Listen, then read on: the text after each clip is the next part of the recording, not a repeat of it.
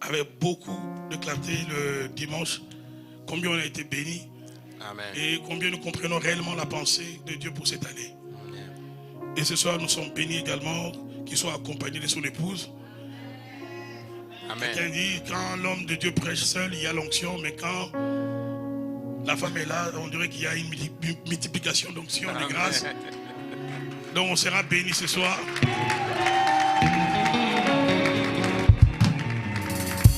Merci docteur, merci maman Nadège. Donc tous ceux qui nous suivent en ligne, partagez massivement la vidéo, peu importe le pays, la région d'où vous êtes, que le Seigneur vous bénisse au même moment. Est-ce que nous sommes prêts à accueillir l'orateur? Amen. On acclame très fort. Et j'invite le docteur Attends qui va avancer. Centre Montagne Sainte, accueillons ensemble le pasteur Atom Mbouma, pasteur titulaire de l'église Philadelphie Cité d'Exaucement à Kinshasa. Prédicateur de la parole apprécié par ses pairs, enseignant, auteur, compositeur, chanteur et mentor, il a plusieurs cordes à son arc, pour ne pas dire à sa guitare. Maria, la servante de Dieu et chantre au sein du groupe Gaël, Nadège Mbouma, ils sont parents de 4 enfants. Il est le fondateur du collège biblique Le Culte. Centre Montagne Sainte, accueillons ensemble le pasteur Atom Mbouma.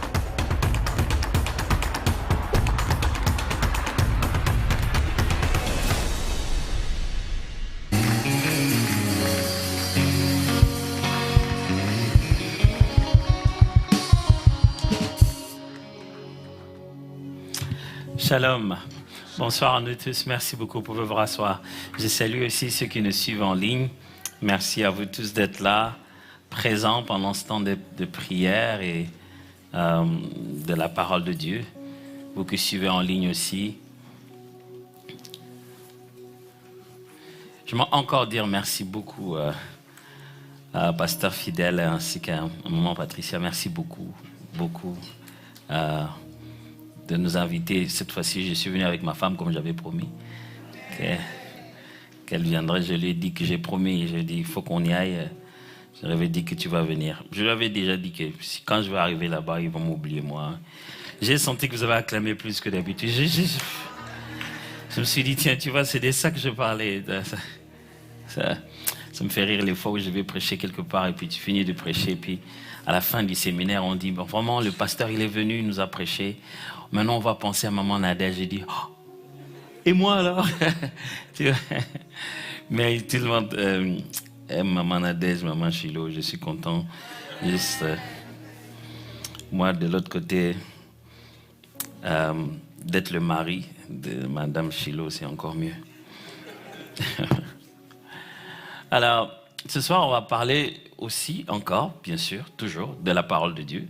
Et vous vous souvenez du grand thème qui est entrer dans la saison de la moisson. Le dimanche, j'étais ici, on a posé une question, on a tenté de répondre avec 4 points. La question, c'était, vous avez dit moisson.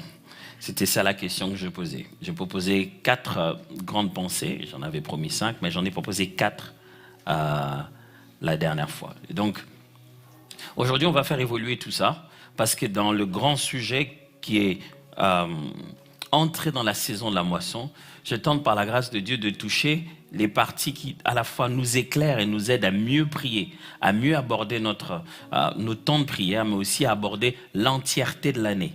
La dernière fois, j'étais avec vous, j'ai insisté sur le fait que c'est pas une saison de 365 jours, c'est toute une nouvelle vie, c'est toute une nouvelle page que vous pouvez ouvrir complètement dans votre vie. Et aujourd'hui, je vais partir avec un texte dans Josué, le livre de Josué, et on va regarder une affaire de Josué justement très très intéressante. Et le but de ce soir, ce que j'aimerais vous enseigner sur comment accéder à un territoire ou comment entrer dans une promesse. Souvenez-vous, il y a des mots-clés dans notre grand thème, c'est entrer dans notre saison de la moisson. Et j'expliquais où j'ai posé la question de moisson. On n'a même pas encore touché saison, mais je voudrais ici qu'on revienne sur la pensée de entrer, accéder. Comment on accède à un territoire, à une saison, à une promesse divine? Parce qu'il est certes vrai qu'on enseigne beaucoup de choses aux chrétiens, beaucoup d'informations, beaucoup de choses ils apprennent, mais peu de choses ils vivent. Parce qu'ils ne savent pas comment on le fait. Et nous, souvent, chrétiens, quand on nous dit l'année pour accéder à notre nouvelle saison, entrer dans notre saison de moisson, on se dit, Père, je prie, je déclare, j'entre. Ça, ce n'est que le premier pas. Déclarer dans la prière que vous entrez, ce n'est qu'un des pas. Vous n'êtes pas complètement à 100% entré. Je ne sais pas si je me fais comprendre ici. Et on va passer une année à prier, on va faire des jeûnes pendant lesquels on va insister sur j'entre. Et jusqu'en décembre, on se rend compte qu'on n'est pas autant entré qu'on l'aurait voulu. Donc il ne suffit pas juste de prier en disant j'entre. C'est un des aspects seulement. Et mon objectif à moi ici ce soir, c'est de nous apprendre avant de finir au moins 3 choses sur la manière d'entrer, d'accéder à ces choses-là. Et pour ça, vous devez savoir que l'équilibre doit être placé. Je vais lire les textes tout à l'heure. Vous savez, je vous ai déjà dit, je ne le cache pas, je suis de l'école de Roland Daleux-Louata au Kitundu, fils d'Henri Bertin. Donc on lit des versets, beaucoup de versets, et on donne le premier point, et on donne un sous-point dans le premier point, et 2 petits points dans le premier sous-point. Ça, je ne suis pas encore arrivé à faire ça. Je ne sais pas comment il fait ça. Il a tout le temps une table de matière à la manière d'un cours. Alors, je vais lire des textes tout à l'heure. Ça sera dans Josué. Je vais les lire. Ça va nous permettre de bien comprendre le contexte. Mais j'aimerais commencer par une chose, d'abord par établir cet équilibre. Quel équilibre? L'équilibre du fait que je sais qu'il y a un côté, un genre d'évangile d'hyper-grâce, où on a l'impression qu'on n'a rien à faire, c'est Dieu qui fait tout. Tout ce que vous pouvez faire, quand vous dites accéder à la moisson, vous pouvez tout faire, mais si la grâce de Dieu ne fait rien, vous n'accéderez pas à la moisson. Accéder à la moisson, sachez seulement qu'il existe la moisson et laissez Dieu faire, lui-même vous fera accéder à la moisson. Pourquoi vous voulez accéder à la moisson? Vous ne pourrez pas accéder à la moisson sans la grâce. Je suis d'accord. Mais aussi de l'autre côté, un genre d'extrême qui est un peu de l'hyper-spiritualité. Qui, de ce côté-là, on se dit, oui, c'est nous qui devons accéder à la moisson. C'est à toi de déclarer, lève-toi chaque nuit, déclare, j'accède. Et ici, donc, d'un côté, on s'est dit, c'est Dieu qui fait tout. Et de l'autre côté, on dit, c'est l'homme qui commande tout esprit. Je pense qu'on est un peu allé trop à l'extrême. Ces 2 vérités peuvent cohabiter. Dans la Bible, vous verrez chaque fois Dieu vous promettre de faire une chose qu'il vous demande à vous d'exécuter. Je vais répéter ça. Dieu vous promet qu'il va faire, mais il vous demande à vous d'exécuter. Vous dites, mais finalement, qui fait, toi ou moi? Il dit à Moïse, j'ai vu les souffrances du peuple, je suis descendu pour le délivrer. Maintenant, toi, va chez Pharaon. Mais c'était toi qui es descendu pour le délivrer, pourquoi tu m'envoies moi? Parce qu'il y a tout le temps cette collaboration-là, où Dieu fait sa part, et nous faisons la nôtre. Et en réalité, ça ne doit pas se compter. C'est justement ça la mathématique de Dieu ici. Ça ne doit pas se compter comme si Dieu faisait 50%, nous on en faisait 50 et ça faisait 100. Non, Dieu fait 100% de ce qu'il doit faire et nous faisons aussi 100% de ce que nous devons faire. Et cet équilibre doit exister. Quand c'est Dieu qui fait sa part, on doit s'attendre à ce que ça soit Dieu. On ne peut pas faire cette part-là. Mais quand c'est nous qui devons faire notre part, on doit s'attendre à ce que ce soit nous qui puissions le faire. Même Dieu attend que nous puissions le faire. Autant nous nous attendons à Dieu de faire sa part, autant Dieu s'attend à nous de faire notre part. Et cet équilibre doit exister bel et bien. Mais je dois aussi insister sur le fait que la spiritualité chrétienne, le fait que nous, chrétiens, nous croyons aux choses de l'esprit, nous croyons que tout ce monde est d'abord commandé, dirigé, influencé par ce qui est invisible, cela suggère fondamentalement l'idée que la spiritualité chrétienne est une guerre des territoires. Je vais répéter ça. La spiritualité chrétienne est une guerre des territoires. C'est pas moi, j'invente rien, tout ça là, c'est dans la Bible. Que ces territoires soient visibles ou invisibles, la spiritualité est une guerre des territoires. Je vais vous expliquer ça comme Jésus l'a expliqué. Un jour, Jésus, pour expliquer quelque chose a pris un très bel exemple. Il leur explique comment ça fonctionne dans la partie que les hommes ne voient pas. Il leur dit ceci. Lorsqu'un esprit mauvais quitte une personne, il s'en va dans les lieux arides où il ne trouve pas de repos. Et lorsqu'il revient, après parce qu'il n'a pas pu trouver de repos là-bas, parce qu'il n'a rien pu trouver qu'il puisse posséder, il va quitter là-bas et revenir dans la personne où il était avant. Il dit, je retournerai dans ma maison, comme la Bible dit, de la maison d'où je suis sorti, et s'il revient, il le trouve vide, balayé et orné. Il va même pas entrer. Il va d'abord aller chercher cet autre esprit plus méchant, dit la Bible. Et il va le ramener là-bas. Et Jésus dit, l'état de cette personne deviendra pire qu'avant. Alors, nous, on se souvient juste que les démons sont partis, ils sont revenus, mais on ne se rend pas compte qu'un homme avait un esprit mauvais, il faut qu'on chasse l'esprit, et l'esprit est parti. Mais quand l'esprit est dans le lieu aride, rien ne les chasse pour le quitter. Okay, let me explain that again. Pour qu'il quitte le corps d'un être humain, il faut qu'on le chasse. Mais quand il est dans les lieux arides, c'est lui-même qui décide de quitter là-bas. Parce qu'il n'y a rien à posséder. Ces territoires n'a rien du tout où lui puisse aller s'épanouir. Et il appelle ça, je rentrerai dans ma maison. Vous avez entendu les termes? Il appelle ça sa maison. Et lorsque chaque fois on a le temps de le faire sortir, la première réaction d'un esprit maison, d'un esprit mauvais plutôt, il dit, c'est chez moi. Je ne peux pas partir. Il m'appartient, elle m'appartient. C'est une affaire de posséder son espace. Et je ne suis pas en train d'expliquer sur la spiritualité, le combat ici, mais chaque vie est un espace. Et cet espace n'est pas un espace nécessairement physique. C'est un espace spirituel. Et chacun d'entre nous, tel que vous êtes là, vous n'occupez pas que cette chaise, vous occupez un espace dans cet univers. Tout ce que vous êtes, tout ce que vous avez, tout ce qui vous appartient, occupe un espace.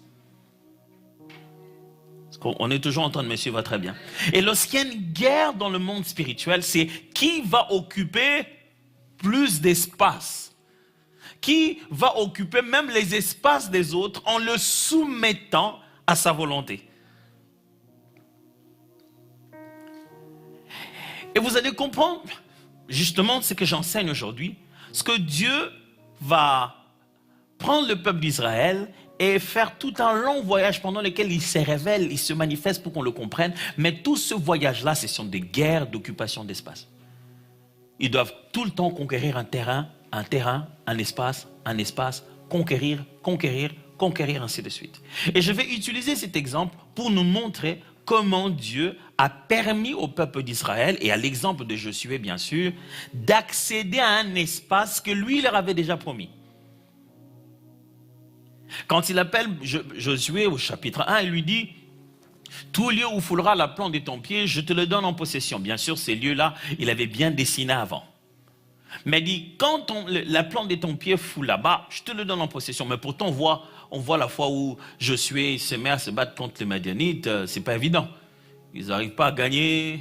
Il faut qu'on cherche Akan qui avait caché la chose. Et finalement, on doit le faire sortir de là. La plante de pied a foulé, mais la victoire n'a pas été obtenue. Mais lisons alors, avant d'aller plus loin dans ce qu'on pense expliquer aujourd'hui. Josué chapitre 2, ça sera des assez longues lectures juste pour qu'on se souvienne. Josué chapitre 2, je vais commencer du 1er au 14e. Josué, fils de Nun, fit partir secrètement des Sittim deux espions en leur disant, allez examiner le pays, en particulier Jéricho. Vous avez retenu ça?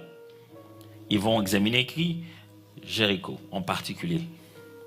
Ils partirent et ils arrivèrent dans la maison d'une prostituée. Où? Dans la maison d'une qui se nommait Rahab. Elle et ils y couchèrent. On dit au roi de Jéricho, voici des hommes d'entre les enfants d'Israël sont arrivés ici cette nuit pour explorer le pays. Le roi de Jéricho envoya dire à Rahab, fais sortir les hommes qui sont venus chez toi, qui sont entrés dans ta maison, car c'est pour explorer tout le pays qu'ils sont venus. La femme prit les deux hommes, les cacha, et elle dit, il est vrai que ces hommes sont arrivés chez moi, mais je ne savais pas d'où ils étaient.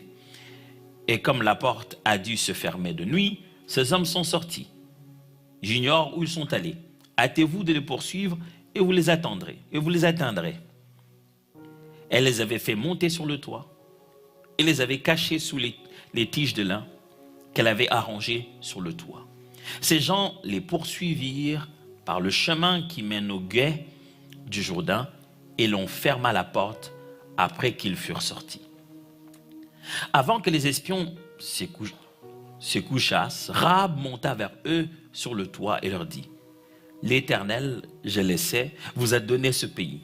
La terreur que vous inspirez nous a saisis et tous les habitants du pays tremblent devant vous.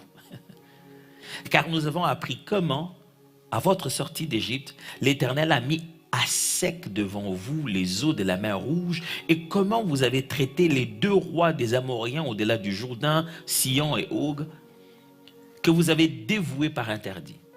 Nous l'avons appris et nous avons perdu courage. Et tous nos esprits sont abattus à votre aspect, car c'est l'Éternel, votre Dieu, qui est Dieu en haut dans les cieux et en bas sur la terre. Et maintenant, je vous prie, jurez-moi par l'Éternel, que vous aurez pour la maison de mon Père la bonté que j'ai eue pour vous. Donnez-moi l'assurance que vous laisserez vivre mon père, ma mère, mes frères, mes sœurs et tous ceux qui leur appartiennent et que vous nous sauverez de la mort. Ces hommes lui répondirent, nous sommes prêts à mourir pour vous. Waouh! Si vous ne divulguez pas ce qui nous concerne, et quand l'Éternel nous donnera le pays, nous agirons envers vous avec bonté et fidélité. Une histoire assez simple. Des espions sont envoyés. Souvenez-vous que la Bible dit que même quand Josué les sélectionne ici, il les sélectionne secrètement. Il les envoie espionner le pays, il les envoie espionner en particulier Jéricho. Ils envoient ces deux hommes qui arrivent à Jéricho, un endroit facile où aller trouver des repères plus facilement. Ils vont chez une prostituée. Comme ça, personne ne viendra vous chercher. Mais pour ainsi dire, depuis l'époque, les renseignements étaient vraiment très développés. Les gens du renseignement ont quand même reconnu qu'il y a ici des espions parmi nous. Et vous comprenez bien l'histoire, on cherche à les avoir, mais Rahab les cache, parce qu'elle leur dit quelque chose d'incroyable. Elle dit, papa, vous ne savez pas, mais nous ici, on a peur. Dès qu'on entend Israélite, on a peur. On a peur de vous. On a peur de votre Dieu. Israël n'est même pas encore arrivé là-bas. Ils ne sont pas encore arrivés là-bas. Ils ne connaissent même pas ce qui se passe là-bas. Mais là-bas, on a peur d'eux. On va lire les chapitres 5, les versets 13 et 15. 13 à 15 plutôt. Chapitre 5, 13 à 15. Toujours Josué. Comme Josué était près de Jéricho, il leva les yeux et regarda. Voici un homme s'est tenu debout devant lui, son épée nue dans la main. Il alla vers lui et dit, es-tu des nôtres ou de nos ennemis? Il répondit, non, je suis le chef de l'armée de l'Éternel, j'arrive maintenant. Josué tomba les visages contre terre, se prosterna et lui dit, qu'est-ce que mon Seigneur dit à son serviteur?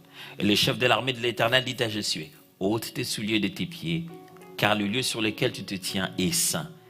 Et Josué fit ainsi. Il arrive encore une autre histoire ici, assez particulière.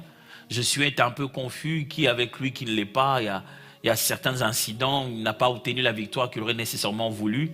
Il est en quête un peu de Dieu et des directions. Moïse n'est plus, c'est lui qui prend le leadership dans un contexte de guerre. Pendant que le peuple commence à s'habituer à avoir un dirigeant prophète, voilà maintenant qu'on a en face de soi un guerrier qui va devoir se transformer aussi en prophète. Et là, il a une apparition, une vision exceptionnelle. Il voit celui qu'on appelle le chef de l'armée de l'Éternel. Il se prosterne devant lui et reçoit des directions de sa part.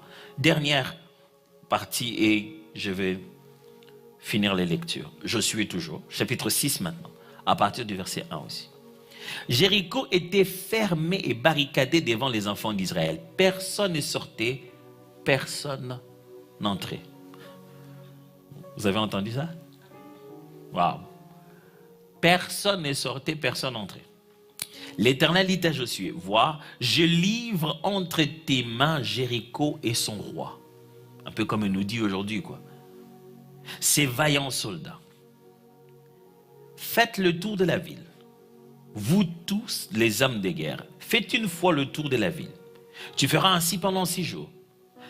7 sacrificateurs porteront devant l'arche 7 trompettes retentissantes. Le 7e jour, vous ferez 7 fois le tour de la ville et les sacrificateurs sonneront des trompettes. Quand ils sonneront de la corne retentissante, quand vous entendrez le son de la trompette, tout le peuple poussera de grands cris. Alors, la muraille de la ville s'écroulera et le peuple montera chacun devant soi. Josué, fils de Nun, appela les sacrificateurs et leur dit, portez l'arche de l'alliance et que 7 sacrificateurs portent 7 trompettes retentissantes devant l'arche de l'Éternel. Et il dit au peuple, marchez, faites le tour de la ville et que les hommes armés passent devant l'arche de l'Éternel. Lorsque Josué eut parlé au peuple, les 7 sacrificateurs qui portaient devant l'Éternel les 7 trompettes retentissantes se mirent en marche et sonnèrent des trompettes. L'arche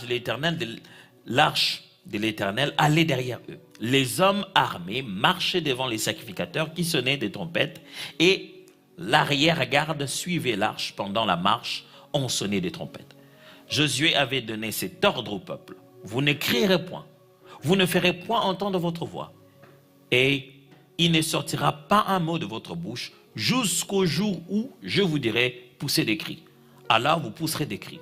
L'arche de l'Éternel fit le tour de la ville et elle fit une fois le tour, puis on rentra dans le camp et on y passa la nuit. Ces événements sont connus. J'ai juste voulu les lire à nouveau, vous savez, pour nous remettre un peu dans le contexte, pour qu'on voie certains détails dont je vais attirer notre attention. Souvenez-vous, mon but aujourd'hui, c'est de nous apprendre comment on accède, comment on entre en possession de ce que Dieu nous donne. Ici, Dieu donne au peuple d'Israël, à Josué en particulier, tout un pays, tout un nouveau territoire. Mais en particulier, Jéricho est l'une des guerres mythiques, connues. Il s'est battu avec Madian, il s'est battu avec beaucoup d'autres peuples. Mais Jéricho en particulier était quand même une histoire. Parce que Jéricho était réputé d'être une ville tellement fortifiée. Vous savez, sur nos autoroutes ici, nous avons des fois des autoroutes à 4 bandes. C'est-à-dire 1, 2, 3, 4 bandes différentes. C'est plus ou moins la taille du mur de Jéricho. Parce que dans le mur de Jéricho, on y construisait des maisons. Du reste, c'est dans le mur de Jéricho que se trouvait la maison de Rahab. Donc le mur de Jéricho, ce n'était pas une simple clôture à 2-3 briques. C'était énorme, gigantesque. On disait même que le mur de Jéricho était conçu par leur Dieu. Les murs de Jéricho étaient carrément un monument divin. C'était leur forteresse qui le protégeait contre les adversaires. Vous ne pouvez pas les attaquer parce que quand ils se mettent au-dessus de leur mur, ils vous voient tout petits. Vous n'avez même pas le moyen de les approcher parce qu'ils commencent à envoyer des flèches et vous êtes par terre. Ces murs-là étaient leur force. Donc, pour Israël, combattre, vaincre, accéder Jéricho, ce n'était pas facile. Et c'est quand même un épisode important. Mais pourtant, Dieu dit à Josué qu'il lui a donné Jéricho. Il voit Jéricho, il sait où se trouve Jéricho, mais ce n'est pas facile à accéder. L'événement où Dieu lui donne Jéricho, nous sommes au chapitre 5, mais lui, il commence à envoyer des espions au chapitre 2. Quand il a envoyé vérifier tout le pays, il a demandé qu'on vérifie en particulier aussi Jéricho. Toujours en train de suivre? C'est important, j'attire votre attention, après on va et ça sera fini, vous allez voir, on va rentrer à moins. Aujourd'hui on est même combien? On est combien? On n'est pas à moins 8. Aujourd'hui on est en positif. On ne sait même plus quand on est en positif ici. Hein? C'est seulement nous qui sommes positifs dans notre cœur en se disant on va vivre. Moi, je n'ose même pas des fois. Avant, chaque matin, je regardais, on en est combien? Je me dis, dans tous les cas, que je regarde pas. Tu dors d'une manière et tu te réveilles d'une autre. Il y a des fois, je me réveille à 3 heures, je regarde dehors, c'est tout blanc. C'est pas le matin, c'est juste trop blanc des neiges. Souvenez-vous qu'en commençant, j'ai insisté d'établir l'équilibre qu'il y a d'une part ce que Dieu fait et il y en a une autre que nous devons faire. Et ces deux choses doivent collaborer. Quand Dieu nous dit que cette année nouvelle, c'est l'année d'entrer dans la moisson, il veut dire qu'il va nous faire entrer dans la moisson. Il veut aussi dire que nous devons entrer dans la moisson. Il ne veut pas dire qu'il va nous pousser de force. Et quand on lit ces différents textes que je vous ai montrés au sujet de l'entrée du peuple d'Israël à Jéricho, vous pouvez retenir de la part de Dieu au moins certaines 3 de ces choses. Ce n'est pas vraiment mon message, mais je voudrais quand même que vous puissiez comprendre la part de Dieu. Dans ce texte, on découvre que 1. Dieu partage à la fois le plan et la responsabilité d'accès avec nous. Dieu partage à la fois le plan et la responsabilité d'accès. Dieu dit, voici mon plan pour qu'on y accède, et si on y accède ou on n'y accède pas, c'est notre faute à nous deux. Dieu ne cache pas le plan. Il dit ça clairement à Josué, il dit, vous allez, vous tournez, chaque jour, le 7e jour, tournez 7 fois et poussez des cris. Le plan est clair. Dieu a partagé le plan et il a aussi partagé la responsabilité. Il n'aura pas dit comment les murs vont s'écraser. Comment il va s'écrouler. Il a dit, voici ce que vous allez faire. 7 fois, 7e jour, 7 fois, poussez des cris. Et il dit, les murs vont s'écrouler. Vous poussez les cris, moi je vais faire écrouler les murs. Si vous ne poussez pas des cris, les murs ne coulent pas. Si vous ne tournez pas 7 fois au 7e jour, les murs ne s'écroulent pas. En fait, qu'est-ce qui va faire écouler les murs? C'est nous en train de collaborer avec Dieu. Chaque fois que Dieu veut nous faire entrer dans quelque chose, c'est un Dieu qui partage et les plans et la responsabilité. C'est pas comme s'ils ne savent pas quoi faire. Il leur a dit très bien quoi faire. Vous allez juste tourner 7 fois au 7e jour et vous allez voir ce qui va se passer. Mais deuxièmement, on découvre aussi que Dieu nous précède toujours là où il nous demande d'accéder. Si Dieu nous dit d'entrer quelque part, c'est qu'il est dedans. Si Dieu te dit, je t'envoie dans cette porte, c'est qu'il est dedans. Si bien que même quand il te laisse aller dans la fournaise, c'est parce qu'il t'y a précédé. Il ne te laisse pas aller dans la fournaise ardente s'il ne t'y attend pas dedans. Il ne te laisse pas passer par la vallée s'il n'est pas dans la vallée. Dieu ne te demande pas d'entrer quelque part où lui-même n'est pas dedans.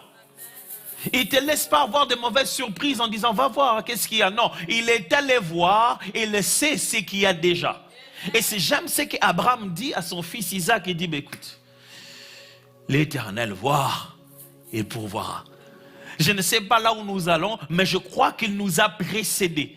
Et il a prévu ce dont nous allons avoir besoin là-bas. Mes amis, 2026, c'est peut-être à découvrir pour nous, mais Dieu sait exactement dans quoi il nous envoie. J'aime bien cette expression que l'on dit de Dieu. On dit celui qui était, qui est, et j'aime le dernier verbe, qui vient. Ça donne l'impression que on progresse. Il était, avant qu'on existe, ça veut dire qu'avant nous il était, qui est, en ce moment-ci on vient avec lui, et quant au futur, il ne sera pas. C'est comme si là où nous on va arriver du futur, le maximum de notre futur a déjà été passé par lui. Mais la troisième vérité au sujet de Dieu, c'est que Dieu met toujours des moyens efficaces pour accomplir notre accès. Dieu met toujours des moyens efficaces pour accomplir notre accès. Je répète chaque fois le mot accéder, accéder, accéder, c'est entrer, entrer. Dieu, non seulement qui nous donne le plan et la responsabilité, Dieu, non seulement qui nous précède là où on doit entrer, Dieu met les moyens pour qu'on accède. Là où il faut une clé, il met une clé. Là où on a fermé la porte, il met un bulldozer pour qu'on puisse tout écraser. Mais Dieu met les moyens pour qu'on entre. Vous voyez que nous n'avons pas le droit d'échouer. Vous voyez qu'on pourrait blâmer tout le monde sauf Dieu. Vous voyez qu'on ne peut pas finir l'année en train de dire à Dieu, Seigneur, mais vraiment, pourquoi tu m'as fait ça? Et Dieu dit, mais toi, pourquoi tu m'as fait ça? Moi, j'attendais que tu cries. Toi, tu as juste tourné. Vous vous souvenez de la fois où le prophète a appelé le roi à la veille de sa mort, Élisée? Il appelle le roi, il dit, faites-le venir. Le roi arrive, il lui dit, prends ton arc, tire. Et tire une fois, 2 fois, 3 fois. Et il arrête. Il dit, pourquoi tu as arrêté? Pourquoi tu as arrêté? Tu n'as fait que 3 fois. Maintenant, tu battras tes adversaires que 3 fois. Si tu l'avais fait plus, tu les aurais complètement exterminés. Vous imaginez ce que ça veut dire? Ça veut dire qu'en ce moment-là, l'avenir de la bataille de la nation était dans l'ordre qui lui a été donné. En ce moment-là, chaque fois qu'il lançait une victoire. Il ne se rendait pas compte que ça dépend de lui. Frères et sœurs, de fois, on est très inconscient à quel point ça dépend de nous. Et souvent, à l'église, c'est là qu'il y a cette inconscience. On substitue tout par la prière. Quand il y a une chose à faire, on met ça dans la prière, dans le sang de Jésus, on mélange tout, on jette. Et on ne se rend pas compte que cette flèche que je tiens, cet arc que je tiens, ce que je veux faire, là, toute la nation en dépend. Imaginez les plus sceptiques, les spécialistes en guerre. Quelle est la stratégie que Josué a menée? On va tourner. Les petits que vous avez maintenant là, vos jeunes, vos Josué là, moi je vous disais, Moïse a vieilli. Il a choisi ça c'est par sentiment qu'il a choisi. C'est pas parce qu'il avait levé les mains que lui il avait gagné la bataille là que ça sera toujours comme ça. Hein? Ça c'est les sentiments. Vous avez déjà vu où une guerre on fait ça comme ça, on se met à tourner devant les adversaires. Si eux ils nous attaquent de haut, on fait quoi? Et puis il nous dit on crie pas. Quel drôle de stratagème. Mais ils ont simplement obéi et ça a eu lieu. Allez, j'arrête le suspense. Comment on fait pour accéder réellement? Tout est dans ces différents textes. Je vous propose 3 verbes. 1, espionner. Quand Dieu vous parle d'un territoire à posséder, d'une saison à accéder, l'une des premières choses que vous devez faire, c'est espionner. Ouais, mais pasteur, tu veux nous apprendre l'espionnage à la chair comme ça là? C'est quoi cette histoire? Ok, restez avec moi. Josué est l'une des personnes qui a compris la place et le pouvoir de l'espionnage. Josué lui-même était espion à la base. Moïse les avait envoyés, ils étaient à 12. Ils sont allés voir la terre promise. Ils sont entrés même avec les fruits en disant voilà ce qu'on a trouvé. Mais il y avait une si grande déception dans leur expédition que moi à la place de Josué j'allais dire bon ça a tellement foiré la première fois je ne vais pas tenter ça. Mais par contre il a compris la leçon. Je n'en vois plus 12, j'en vois 2, ça suffit. Parce qu'après leur expédition, ils étaient 12, il n'y avait que 2, Louis et Caleb, qui sont rentrés avec un langage totalement différent. Ils sont les seuls qui sont venus dire, ça c'est notre endroit, on doit le prendre. Josué a retenu une leçon, l'espionnage crée une plus grande foi en nous. Si je peux arriver là-bas, voir là où Dieu dit que je serai, je peux être si déterminé en moi à aller y accomplir. Et il a répété ça. Il dit, on ne va pas aller comme ça à l'aveugle. 12, non, pas 12. Je ne veux pas que les gens reviennent ici avec des histoires à raconter. Je prends 2. 2 seulement, comme nous on était 2. Je vais multiplier, je vais dupliquer cette expérience. Je vais prendre un autre Josué et un autre Caleb. Les 2 vont suffire. Mais ça signifierait quoi l'espionnage quand je l'utilise ici? Espionner veut dire palper la promesse le plus proche que possible avant qu'elle puisse arriver. Espionner signifie s'informer de la meilleure manière qui soit sur les genres de choses que Dieu veut faire avec toi. L'une des choses que nous ne faisons pas souvent, nous les chrétiens, c'est que nous savons ce que Dieu va faire, mais on ne s'en informe pas. On sait que, non, vraiment, moi, Dieu m'a dit que vraiment cette année, je ferai de grandes affaires, j'aurai beaucoup d'argent. Tu ne sais pas qu'est-ce que c'est que les affaires. Tu n'as aucune information fiable de ta destination. Tu t'attends à quelque chose dont tu n'es pas renseigné. Et tu te dis, le Seigneur fera seulement quelque chose. Il fera exactement quoi de toutes les quelque chose que tu attends? J'aimerais demander à quelqu'un d'espionner la terre de sa promesse. Prends maintenant les temps que tu passes sur TikTok, investis-les à comprendre la chose vers laquelle Dieu t'a appelé. Tu nous dis tout le temps que Dieu t'a appelé à faire ceci, à faire cela, mais tu ne maîtrises même pas ça. Si tu devais passer un examen pour là où tu dois aller, si aujourd'hui on te dit viens, toi tu as toujours rêvé faire ça. J'ai 4 questions à te poser. Est-ce que tu y répondras vraiment?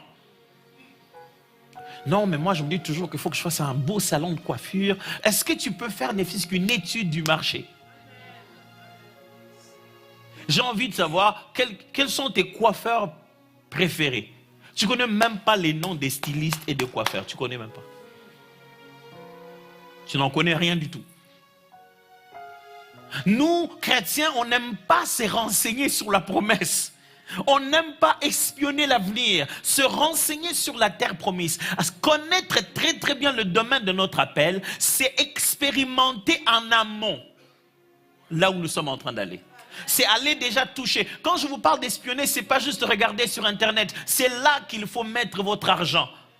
Il y a des conférences où vous devez aller, même si vous n'êtes encore rien. Juste pour que vous arriviez et vous dites, c'est dans des choses comme ça que moi je dois aller. Est-ce que je dois rappeler ça à quelqu'un? Il y a des endroits où vous devez aller comme un parfait inconnu. On ne vous connaît même pas, on ne sait pas qui vous êtes, on ne sait même pas qu'est-ce que vous allez devenir demain dans la vie. Mais vous êtes allé, vous êtes assis, vous avez vu, à la fin vous avez fait la queue comme tout le monde. Allez espionner. Il y a des boutiques où, parce que c'est là que, c'est les gens de salon de coiffure que tu veux faire, va te faire coiffer là-bas. Et là-bas c'est cher. Il y a des prix qu'il faut payer. Je ne sais pas si je parle à quelqu'un ici. L'espionnage te demande de manger dans des restaurants où tu n'as jamais mangé. C'est ce qu'on appelle espionner. Va là où tu sais que Dieu est en train de t'envoyer. Va là-bas avant, assieds-toi, regarde et dis, c'est dans des genres, des choses comme ça qu'on doit aller.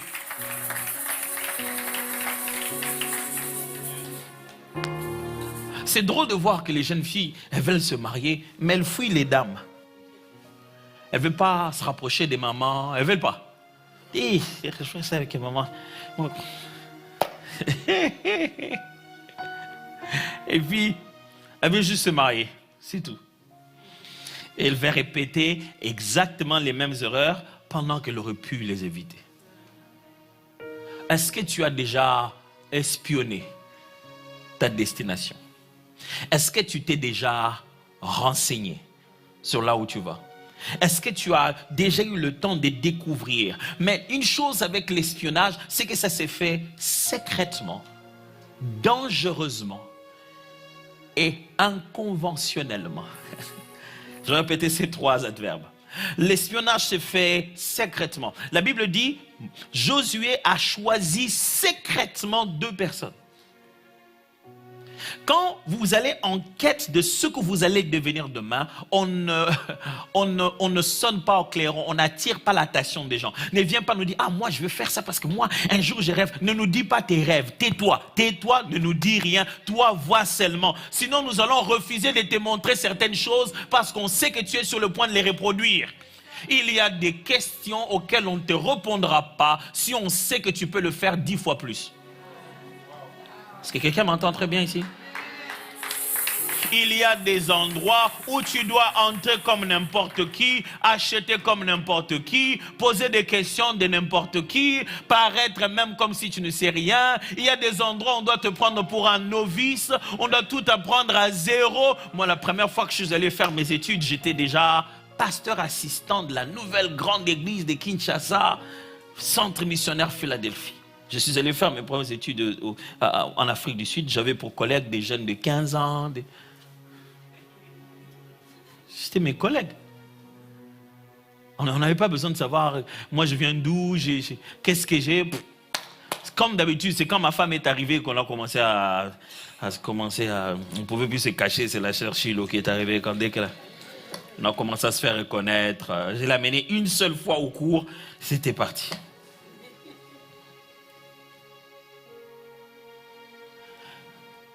Si ils savaient que je venais d'une église qui était 2 fois plus grande que la leur, là où j'étais en train d'apprendre, ils allaient arrêter de m'apprendre des choses qui ont changé ma vie. Est-ce que quelqu'un me suit très bien ici? Tu n'as pas besoin de montrer que tu es grand. Non, non, non. Tu ne peux pas accéder à quelque chose si tu ne te fais pas petit. C'est secrètement qu'on le fait. N'affiche pas chaque fois toutes tes compétences. N'affiche pas chaque fois toutes tes beautés. N'affiche pas chaque fois tout ce que tu as. Il y a des endroits où tu dois choisir avec quelle voiture partir. Parce que tu risques de ne rien apprendre si tu n'y vas pas. L'espionnage se fait dangereusement. Ça veut dire que ne pense pas que tu vas accéder à quelque chose sans ressentir un moment de danger. Ça arrive. À un moment, tu te dis, et si ça ne marchait pas? Ça fait partie du parcours. Imaginez-vous qu'on les ait attrapés. On a appris. Le renseignement de la ville a appris. Parce que c'est comme ça. Des maisons closes, des endroits bizarres comme ça, là, les renseignements sont... Des fois, c'est même eux-mêmes, les gens ont des renseignements. Et les renseignements, ils sont là. Quel risque? Ces jeunes hommes se cachent, on les cache comme ça, là, soudain. On les cache. Je les imagine en train de se cacher, d'entendre les gens qui les cherchent. Et qu'est-ce que nous a su? Qu'est-ce qu'on est venu faire ici? Mes amis, vous ne pourrez jamais accéder à ce que Dieu veut que vous puissiez accéder si vous avez peur du risque. Vous savez, nous, on aime se rassurer que comme c'est Dieu, je n'ai pas peur. C'est faux. Comme c'est Dieu, tu vas trembler et lui tout le temps te dira n'aie pas peur et toi tout le temps tu trembleras toujours, mais tu avanceras en oh merci Seigneur, oh éternel mon Dieu, je te fais, tu vas trembler en avançant. Le signe que c'est Dieu, ce n'est pas le manque de risque, c'est faux. Les signes que c'est Dieu, ce sont des risques qui te dépassent toi, que sans lui tu ne peux rien faire. Frère, tu n'accèdes pas à quelque chose sans aller en découvrir les risques. Je dis, et si ça ne marche pas? Et moi, je pensais que c'était juste quelque chose de facile. Et ça va demander beaucoup d'argent. C'est ça, nous, le problème. Dès que tu dois te rendre compte, on avait dit espionner, maintenant je me rends compte que ça demande des millions. Hein? La beauté de ton histoire, c'est que tu ne verras pas les millions, mais tu verras la chose que tu veux accomplir sans avoir touché les millions. Et on te demande, mais comment tu as fait ça? Ça demande des millions. Tu te dis, si je te raconte... Même moi-même, je ne sais pas. L'argent est passé comment pour que j'aie ça? Mais frère, il y a des choses qu'il faut risquer. Ça va te donner la bonne définition du genre de Dieu qui marche avec toi. Il y a quelque chose dans ton Dieu que tu ne découvriras jamais si tu ne prends aucun risque. C'est toi qui te la joues trop safe avec un Dieu qui est capable de tout. Tu veux trop de sécurité, tu veux trop d'assurance pendant que Dieu dit hey, lâche-moi, tu vas voir. Laisse-moi faire ça, je vais te faire plaisir. Il dit mais non, moi je ne vais pas prendre de risques. Hey, tu es en train de t'empêcher de vivre la plus belle histoire de ta vie à cause d'un manque de risques. Espionner, c'est fait aussi de façon peu conventionnelle. Ça, c'est la plus grosse erreur des chrétiens. Dieu nous donne des promesses, Dieu nous donne des choses qu'on doit accéder. Vous savez comment nous on veut le faire? On veut le faire chrétiennement. Ah! Je vais peut-être vous scandaliser, mais est-ce que vous savez que Jésus n'était pas chrétien? Parce que des fois, il faut qu'on se rappelle quand même que Jésus, à la base, il n'était pas chrétien. Donc, il était juif pratiquant. Donc, on est devenu chrétien à cause de lui et après lui. Ça va? Ok. 2. Le monde n'est pas censé être chrétien. Or, nous sommes ici dans ce monde. Pourquoi vous voulez rencontrer des chrétiens partout? Dans chaque étape de votre vie, les personnes avec qui vous allez collaborer et qui seront votre source de bénédiction doivent toutes être chrétiens. C'est quoi ce mensonge? N'avez-vous pas lu dans la Bible que c'est un corbeau qui a amené au prophète la nourriture dont il avait besoin? Un corbeau, mes frères. Un animal impur. La plus grosse erreur des chrétiens, pendant qu'on entend parler de toute cette année de moissons, vous imaginez que moissonner, ça sera frère un tel, sœur un tel dans l'église. Mais vous ne savez même pas que dans ce plan de Dieu, il a pris musulmans, il a pris hindouistes, il a pris tout ce qu'il peut prendre pour le faire concourir au bien de ceux qui aiment Dieu.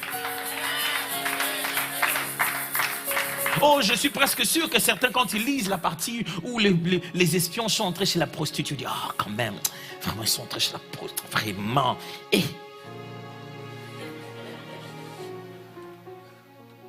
qu'est-ce qu'ils sont allés faire là-bas? Oh, c'est parce que tu n'es pas militaire et que tu n'es pas espion. Nous, quand on veut accéder à quelque chose, on veut que ça se fasse de la manière la plus conventionnelle.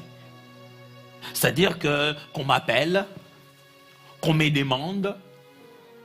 Non, mon frère, ça ne se passe pas comme ça. Non, je ne vais pas avoir des problèmes. Non, il y a des choses qui sont des problèmes. Il y a des choses qui sont des problèmes. Et ce n'est pas toi qui l'as créé. Tu ne voulais pas remplacer les gens, mais quand tu arrives, on te dit non, je pense que toi, tu dois le remplacer. Non, je ne peux pas prendre la place des gens. Il n'y a qu'une seule place. C'est celle que Dieu t'avait promis. Et il y a encore quelqu'un. Comment tu vas y accéder?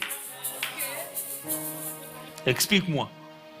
Parce que Dieu dit au peuple d'Israël, je vous donne les territoires, là où habitent les Cananéens, les Hittiens, les Jérémiens. Il cite déjà les noms des gens qui habitent.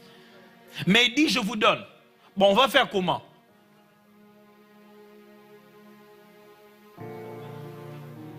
Mes amis, ne soyons pas plus chrétiens que Dieu. Ok, je vais être très clair là-dessus. Ce pasteur-là, il a prêché qu'il faut aller dans la maison des prostituées pour... Non, c'est pas ce que je suis en train de vous dire. Non, pas du tout. Je suis juste en train de vous dire, ne dites pas à Dieu qu'il va utiliser des chrétiens pour toute cette saison dont il est en train de parler. Non, pas du tout. Dieu aurait pu protéger tout le clan, toute la grande famille de Jacob. Toute la grande famille. Il aurait pu la protéger de là où ils étaient. Mais il a décidé qu'il allait faire 7 ans d'abondance et 7 ans de disette. Et que la seule nation sur la terre à cet endroit-là qui allait maintenir assez de richesses, c'était l'Égypte. Et pour ça, il a fait précéder Joseph de façon peu conventionnelle. Par jalousie, ses frères l'ont vendu. Par jalousie, par envie, sa maîtresse l'a livré. Son maître donc l'a envoyé en prison. En prison, encore par excellence, finalement il a interprété un songe. Par oubli, quelqu'un l'a laissé là-bas. Et par la grâce de Dieu, il en est sorti. Quand il sort, est-ce que c'est comme ça que vous allez tracer le parcours politique du premier ministre de l'Égypte? Sans que vous mettiez campagne, sans que vous mettiez autre chose. Cet homme est allé droit au trône en partant de la prison. Quelle façon peu conventionnelle de devenir la personne la plus puissante de la nation la plus puissante. Et Dieu l'a envoyé là-bas pour qu'il assure 14 ans d'avance. Qu'il se rassure que quand il bénira Égypte, Égypte garde une partie pour Israël. Et le moment où Israël arrive, il dit ceci. C'est Joseph qui dit à son père Jacob, il dit, quand le pharaon vous appellera, demandez-lui Goshen. Je connais le pays. Le seul endroit où vous serez en paix, c'est à Goshen. C'est les gens des terres qu'il nous faut. Comme eux, ils n'aiment pas les animaux, les élevages, tout ça. Dites seulement que vous êtes un peuple éleveur, ils vont vous mettre loin. Et c'est plus tard, quand vous voyez les 10 plaies de Moïse, que vous comprenez que c'était stratégique d'habiter à Goshen. Et que l'Éternel, lorsqu'il devait tracer la ligne, au moment où il devait frapper Égypte et laisser le peuple d'Israël, il fallait qu'ils aient leur propre endroit à eux, pour que lorsque l'ange de la destruction est en train de passer, les lignes de démarcation soient claires. Et ça, Dieu a vu ça bien avant, très très bien avant. Si vous voulez entrer dans quelque chose dans le plan de Dieu dans 2026, oubliez toutes les conventions, oubliez toutes les manières, oubliez toute la religion, oubliez tout ça. Des fois, c'est nous qui empêchons à Dieu d'agir dans notre vie. Parce qu'on s'est dit, Dieu, non mais quand même, ça c'est pas normal, il faut commencer par les affermissements, les 3 premières leçons d'abord. Comment je n'ai pas fait ça, on est arrivé. Des fois, c'est nous qui voulons faire respecter à Dieu la procédure. Nous voulons imposer au souverain Dieu de répéter un système. On dit, tu fais d'habitude comme ça. Tu dois le faire comme ça. Il dit, non, mais ce n'est pas ça ton histoire.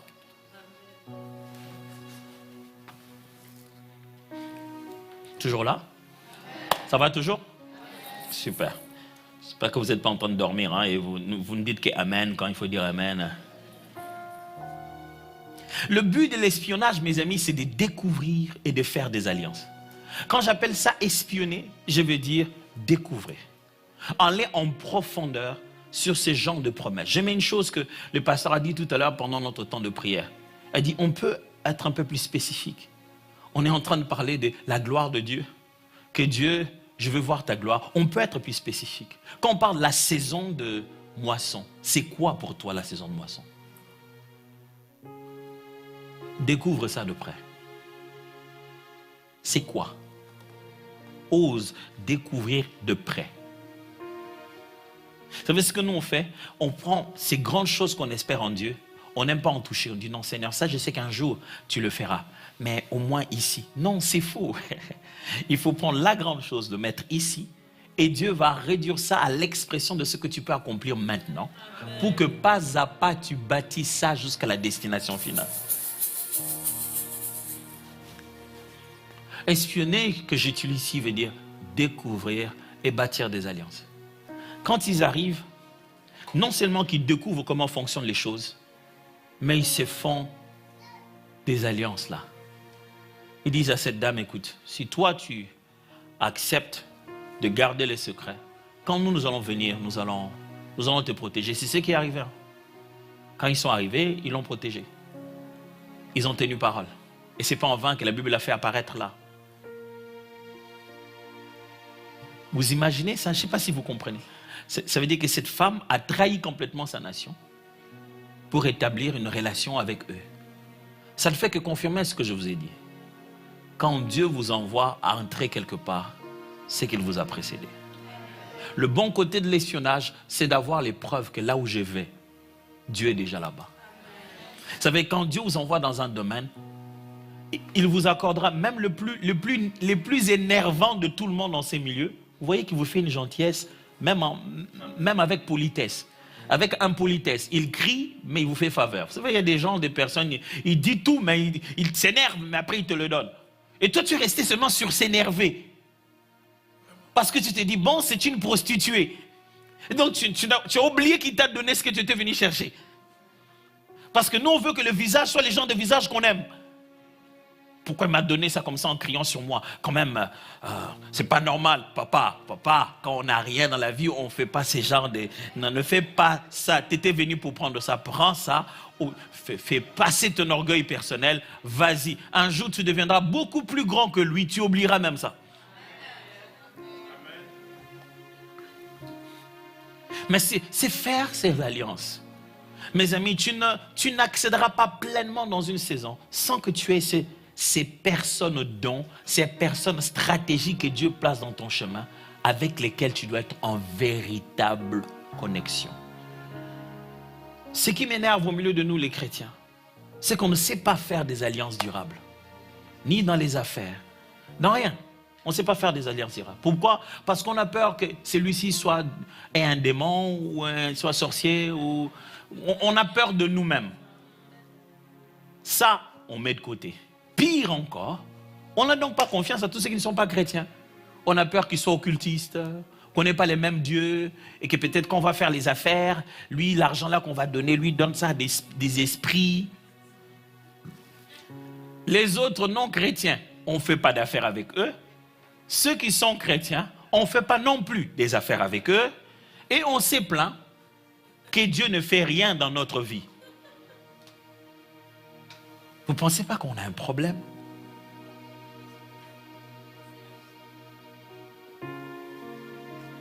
Les musulmans, lui, ils ne s'empêchent pas de t'engager toi si tu es le meilleur dans le domaine.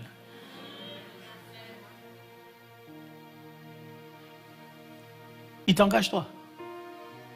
Et tu travailles. Hein? Et tu fais ton travail, c'est fini. Demain, vous voyez. L'occultiste ne s'empêche pas de t'engager toi. Parce que disons que l'occultiste, voilà, on veut qu'avant qu'il travaille avec nous, qu'il devienne chrétien. Il a donné sa vie à Jésus, il a cru. Il a même témoigné. Là encore, il a mal fait. Donc ces gars-là, ils faisaient ça. non, je ne vais pas l'avoir à côté de moi. Surtout qu'à l'église, si tu témoignes, c'est que tu étais. C'est ce jour-là que tu le deviens. À partir de ce jour-là, on sait que tu faisais ça. C'est que tu viens de dire que tu as abandonné. Mais c'est ce jour-là que tout le monde écrit dans son carnet, plus jamais. Quand tu dis aux gens, moi quand je saluais les gens, j'entrais dans... Maintenant, plus personne ne va te donner la main. Plus jamais. Est-ce que ce n'est pas nous qui sommes devenus un problème? Pourquoi tu veux que Dieu mette sur ton chemin que de chrétiens? Ton banquier, tu es sûr qu'il est chrétien. Le gars qui t'a servi ton McDo. On ne parle pas de McDo aujourd'hui, on est en train de jeûner. Mais... Quand tu fais ce drive-thru là, les gens qui servent là-dedans, tu sais de quel est leur état d'âme? Pourquoi quand Dieu veut te visiter, tu lui dis, va chercher que chez les chrétiens? Il est le maître de l'univers qui peut prendre quelqu'un qui s'est fait appeler Dieu chez lui, Pharaon, mais il le met à son service. Et vous serez très étonné de voir que chaque fois que Dieu veut visiter son peuple, il va prendre chez les méchants.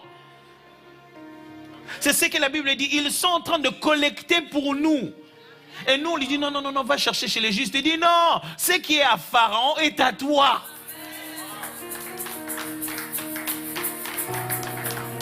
Nous conditionnons tout le monde à confesser Jésus, même avant d'être utilisé par Dieu pour nous.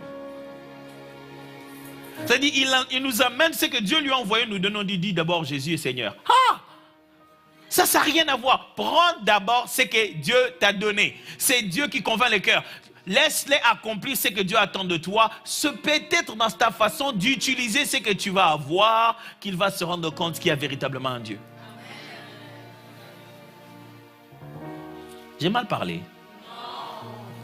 Non. Non, Pasteur Tom c'était venu, nous a mal parlé. Juste dit espionner. Et je crois qu'on ne sait pas espionner. Nous, on va tête baissée comme ça seulement. On ne sait pas espionner. Et c'est ça le problème avec les chrétiens. Ils passent beaucoup de temps dans la prière, peu de temps à découvrir pourquoi ils prient. On a prié, mais on prie pourquoi? Les autres, je suis même obligé de les dire, je vais quand même les dire comme ça. C'est des fois ça notre différence entre nous et nos amis caucasiens. Nous, on passe beaucoup de temps dans la prière et ils passent beaucoup de temps à faire la stratégie de ce qu'ils vont faire. Et ils vont prier un peu sur ce qu'ils vont faire et il y a le résultat. Nous, on va prier beaucoup pour ne rien faire. Et le résultat, on n'aura rien fait. On a beaucoup prié pour quelque chose qu'on ne sait pas qu'on va faire. Du coup, on a beaucoup prié, en fin de compte, on n'a rien fait. Et ils auront peu prié pour ce qu'ils savent très bien qu'ils vont faire. Résultat, il y a une collaboration entre Dieu et eux. Le résultat est là. J'ai une question à te poser. C'est quoi cette fameuse moisson? C'est quoi que tu t'en vas moissonner? J'ai encore demain.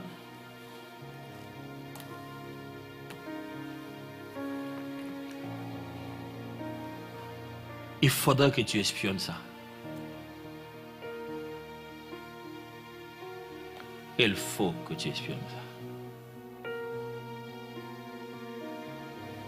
Je devais avoir encore peut-être 14 ou 15 ans. Déjà à cette époque, je savais ce que Dieu attendait de moi. Le Seigneur voulait que je puisse s'enseigner, voilà, bref, une partie de ce que je suis en train de vivre maintenant. Mais déjà à cette époque-là, j'assistais à des conférences pour pasteurs. Je n'étais pas pasteur, je n'étais rien du tout, mais j'assistais à des conférences pour pasteurs. Il y avait à l'époque un mouvement qui était, je ne sais pas si ça continue jusqu'à aujourd'hui, mais c'était une grande école. À l'époque, c'était vraiment les débuts, la première session. Ça s'appelait AFMIN, African Ministry Network, qui était dirigé par le bishop Eji Bayama, des formateurs qui venaient de l'Afrique du Sud, venaient des États-Unis. J'étais le seul petit garçon qui était là, mais comme je me débrouillais un peu des fois en mon anglais à gauche, à droite, des fois je dormais même. C'était 8 heures d'enseignement. Il y avait des moments où on enseignait des choses que moi je ne savais même pas que je vais un jour vivre dans ma vie. Donc à un moment, je me suis sursauté, j'ai déjà dormi. Mais j'étais assis en train de suivre.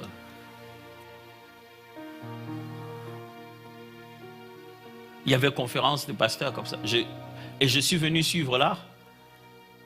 J'ai marché à pied de chez moi jusque là. Je ne sais même pas comment je vais rater. Je vais rentrer. Je rentrais encore à pied. Mais je suis venu. Déterminé. quand on avait des répétitions de Gaël, quand je commençais, je n'avais pas beaucoup d'habits assez présentables. Donc, j'avais beaucoup mon pantalon d'uniforme avec lequel j'allais à l'école et mes sneakers que j'allais avec à l'école. Mais je me rappelle une fois, je suis allé à la répétition, je devais porter ça parce que c'est tout ce que j'avais de beau. Et en rentrant, il a plu. Donc, j'étais complètement mouillé le lendemain, je devais aller à l'école et vous connaissez un peu... Non, vous ne connaissez pas comment on fait ça. Je sous-entends, vous connaissez. Donc, il fallait trouver un moyen de sécher ça, chercher un collègue qui a un congélateur et mettre ça derrière le congélateur parce que ça chauffe de l'intérieur, ça chauffe de l'extérieur pendant que ça... Et puis, bon, longue histoire. Et tu deviens physicien à force de vivre avec des lois de la physique assez exceptionnelles.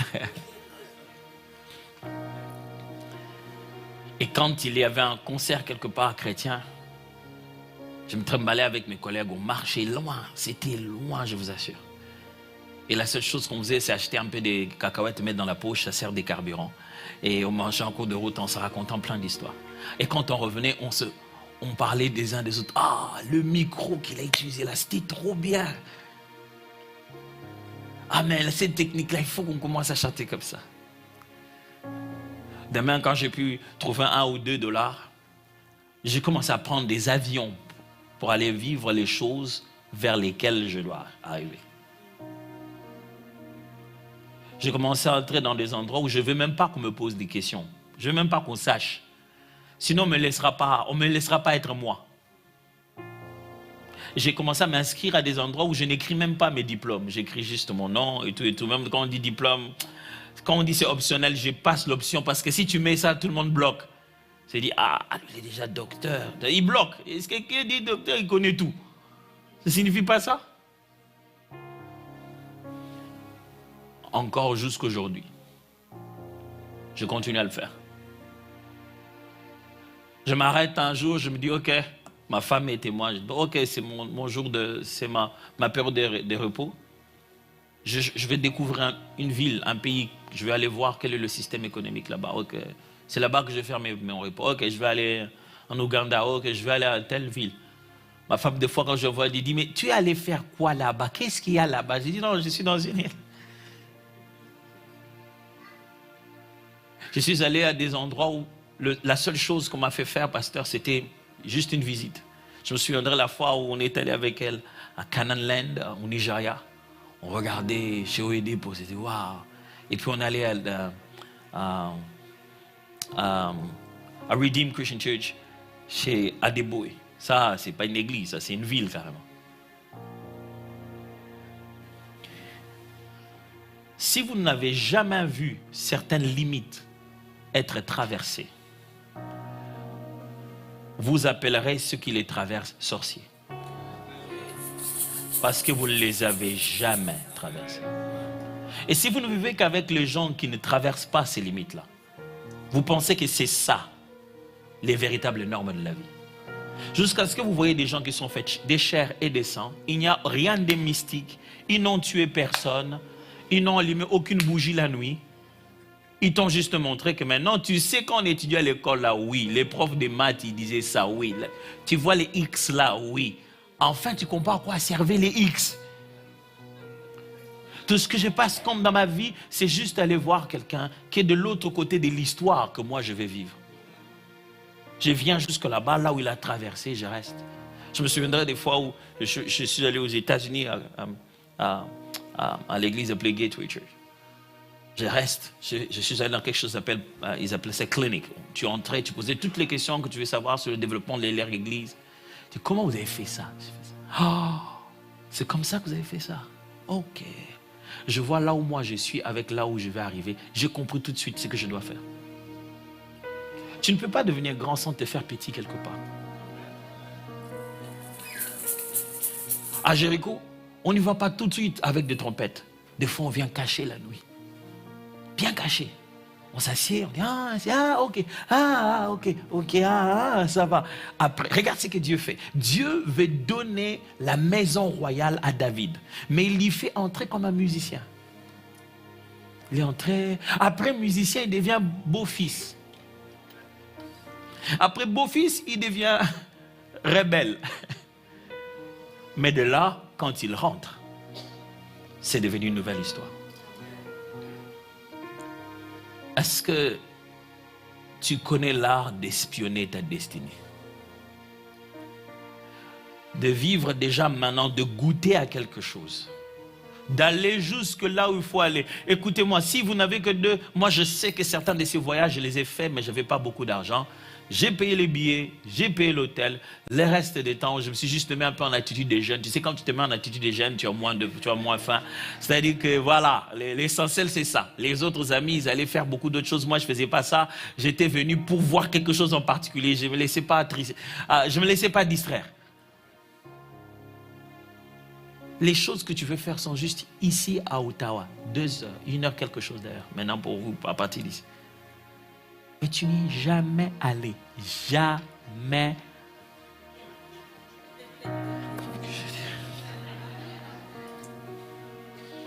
Ce que tu veux faire se trouve ici au Canada. Tu peux aller en ligne et voir quand aura lieu la conférence. Ce n'est même pas cher. C'est à peine $30. Même si c'était $200.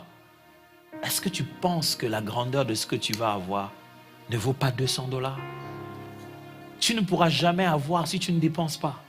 Si tu ne sais pas s'aimer pour aller juste, il y a des lieux qu'il faut juste y arriver. Il y a des mains qu'il faut juste saluer. Tu as juste été là. Moi, il y a des endroits où je suis entré, je n'entends rien de ce qu'on dit. Je fais que regarder d'abord autour. On parle là-bas, moi je n'entends encore rien. Je dis, hey, ça existe quoi? Tu sais, ta vie va changer le jour où tu vas te rendre compte que certaines des choses que tu crois que ça n'existe pas, ça existe.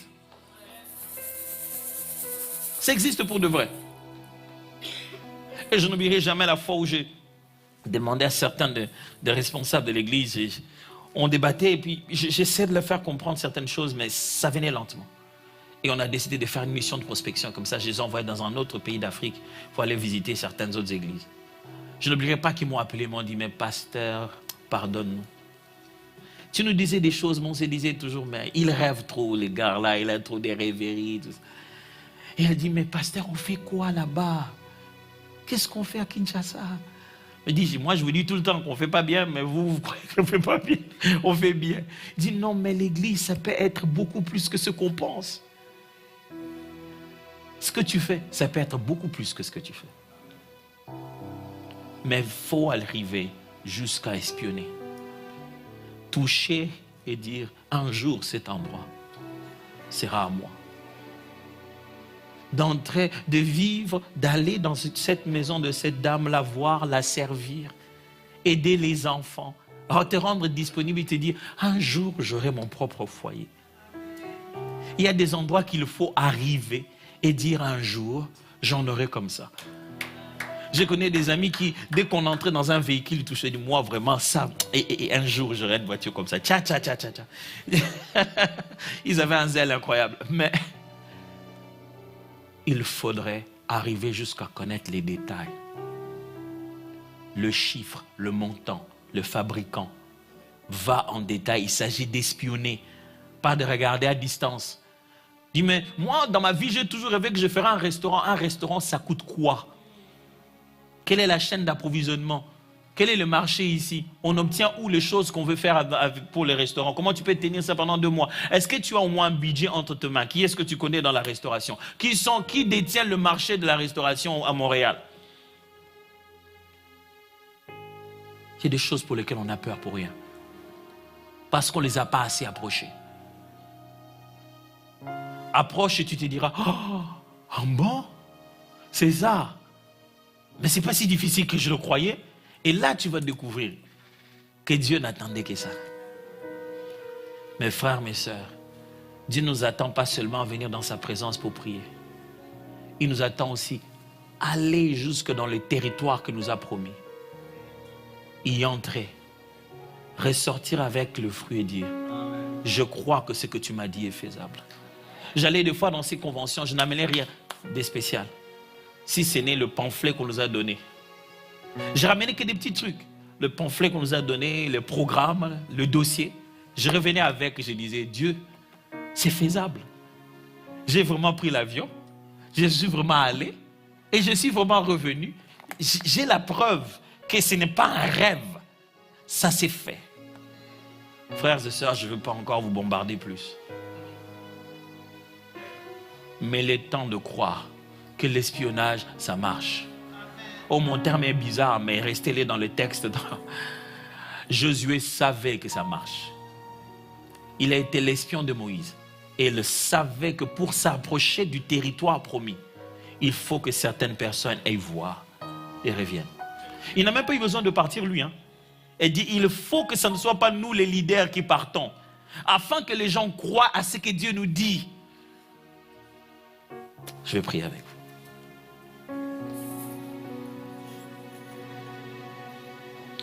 Jusqu'à quel point ça a été cognant dans votre cœur. Jusqu'à quel point le Seigneur est venu cogner à l'intérieur. Vous faire dire, oh Dieu, peut-être que vous pensiez avoir entre vos mains la moisson. Or, vous avez la sémence. Il faut aller la s'aimer.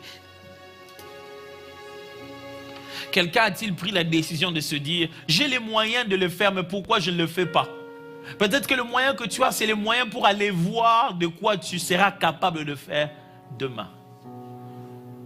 Mais je prie Dieu que ce soir, quelqu'un monte dans cette mentalité d'espion. Dieu veut que tu aies goûté à la terre promise pour que tu reviennes te préparer à le conquérir avec autorité. Cette saison de moisson dont tu parles, il faut que tu puisses y goûter. Il faut que, regarde, quelqu'un a déjà moissonné le genre de choses que tu veux moissonner. Il y a des champs que tu dois aller visiter pour que tu saches quel appareil tu dois acheter. Je crois que le Seigneur a assez parlé à nos cœurs. Je vais vous donner juste quelques minutes pour répondre à ce message. Aujourd'hui, je ne vais pas vraiment être long dans la prière. Je pense que c'est une sémence forte dont le but est vraiment d'aller chercher dans notre cœur une décision, un changement de mentalité. Mais là où Dieu vous a parlé, répondez à la prière maintenant. Juste pendant un moment. Prions ensemble.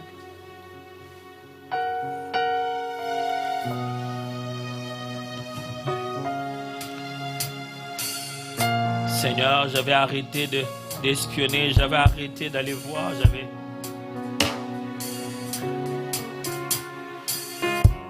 faut que j'aille voir encore.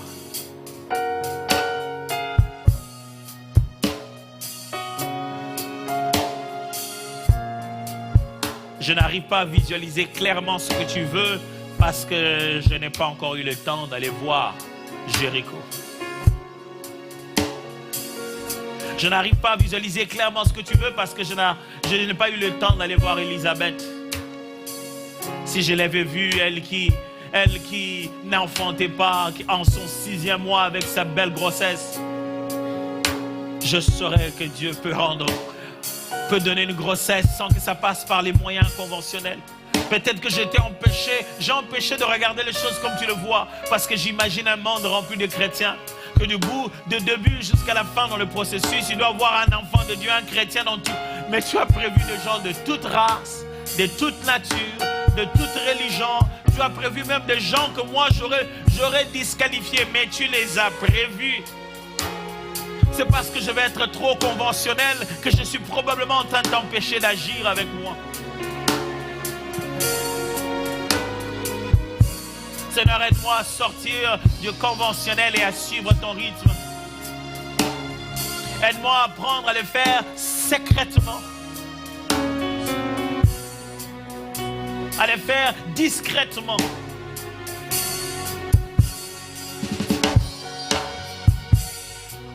Je m'en vais prier pour nous et je m'en vais nous demander de mettre la main sur la poitrine et je m'en vais faire cette prière. Prenez juste votre main droite ou les deux mains si vous voulez, mettez-les sur votre poitrine et je m'aurais prié. Seigneur, pas cette fois-ci. Cette fois-ci, nous refusons de crier des slogans qui ne vont pas s'accomplir. Pas cette fois-ci. Pas cette fois-ci. Cette fois-ci, nous ne voulons pas être en train de t'attendre pendant que c'est toi qui es en train de nous attendre. Nous ne voulons pas plonger dans une confusion. On ne sait pas qui doit agir d'abord, toi ou nous. Pas cette fois-ci. 2026, ce n'est pas juste une année. C'est toute une saison. Une saison qui commence toute une nouvelle page. 2026, c'est pour que ça change complètement. Oh, c'est pas jusqu'en décembre. Non, c'est pour que toute une histoire nouvelle commence. 2026, nous ne voulons pas finir cette année en se disant on a raté les occasions de bondir quand Dieu avait demandé de bondir. Seigneur, je prie pour le cœur de mes frères et de mes sœurs en commençant par le mien. Je refuse de te forcer les habitudes, la religion et le conventionnel. Si tu as un corbeau, envoie un corbeau. Envoie. Seigneur, ce soir, nous décidons d'accepter des méthodes peu conventionnelles, non religieuses, inhabituelles, pour accéder là où tu veux qu'on accède. On ne veut ni tricher, ni faire du mal à quelqu'un, mais on ne veut pas être plus catholique que le pape, comme on dit ici. On ne veut pas croire le faire mieux que Dieu l'aurait fait. On veut suivre les voies que tu vas ouvrir, les méthodes que tu vas donner. On veut juste obéir comme des petits fous qui font ce que Dieu a dit, comme il a dit. Père, je prie que cette saison, aucun d'entre nous ne puisse la rater. Pour certains, c'est déjà en janvier. Pour d'autres, c'est à partir de février. Mais que personne ne rate cette saison parce qu'il a forcé à Dieu de faire les choses dans la limite de sa religion.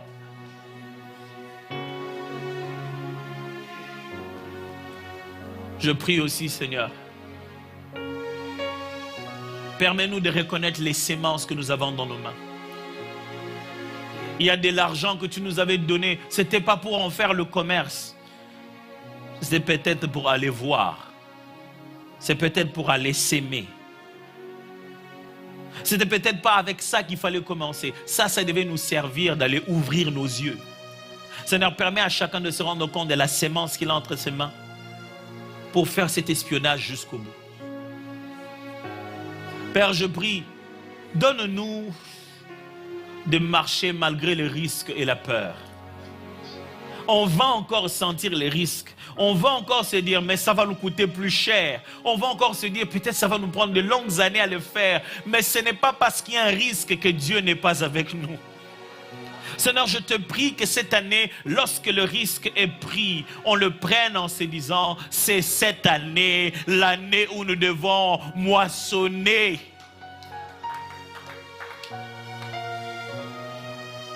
Je prie qu'une détermination entre dans un cœur qui a toujours eu peur en se disant, mais comment je ferai des chiffres? Les clients viendront d'où? Seigneur, je prie que quelqu'un prenne la décision de se jeter dans l'eau. Waouh, 2026 va être différent. 2026, les témoignages vont être différents. C'est une année de concrétisation au nom puissant de Jésus.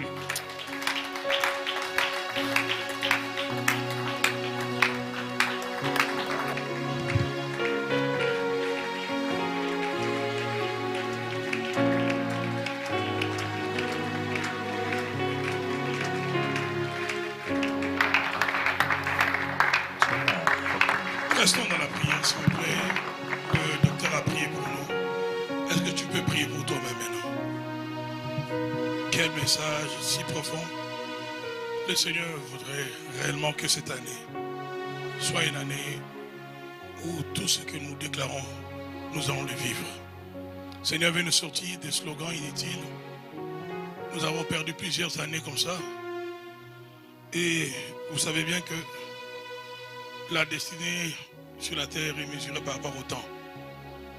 Et les années perdues, si Dieu ne fait pas grâce, on ne peut pas les rattraper.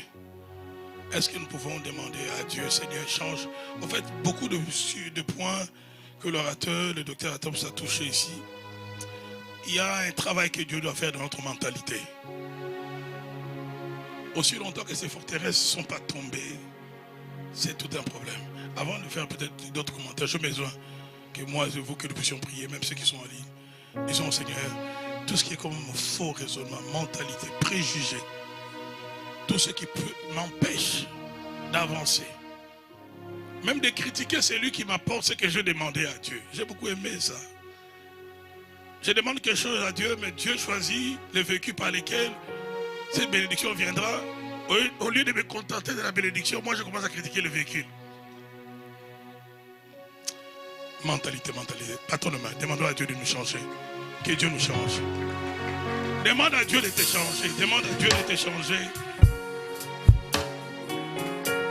Demande à Dieu de te changer. Est-ce que nous pouvons prier? Même plusieurs qui sont en ligne, peu importe le pays, d'où vous nous suivez, que le Seigneur touche vos cœurs, que le Seigneur nous transforme tous, que le Seigneur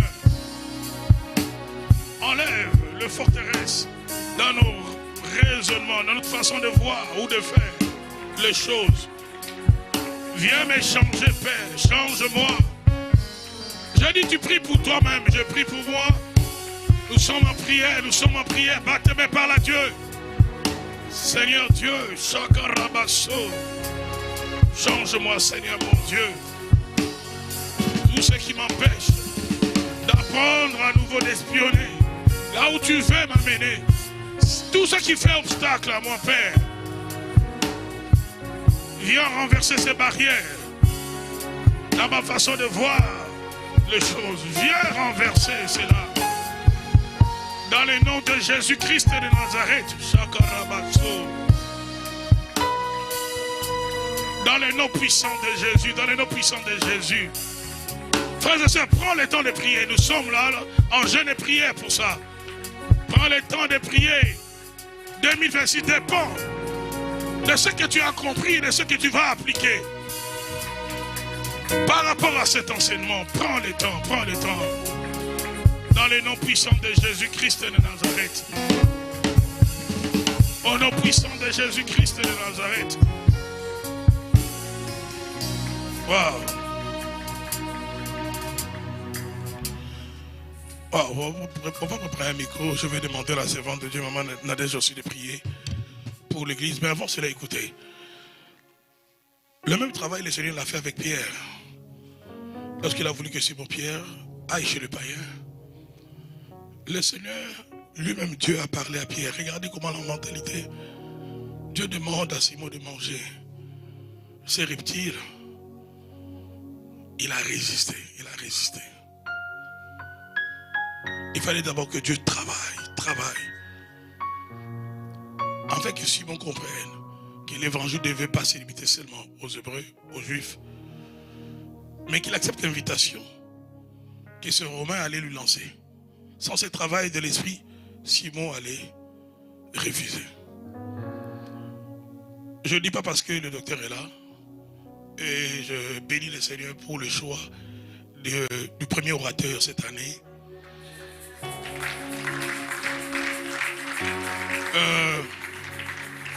Tous ceux qui sont de l'église, ceux qui sont en ligne, je vous prierai d'être là demain et je proposerai à l'homme de Dieu de récapituler quelques grands points qu'il a soulignés aujourd'hui. Parce que je crois qu'il y a des multimillionnaires que Dieu doit susciter au milieu de nous.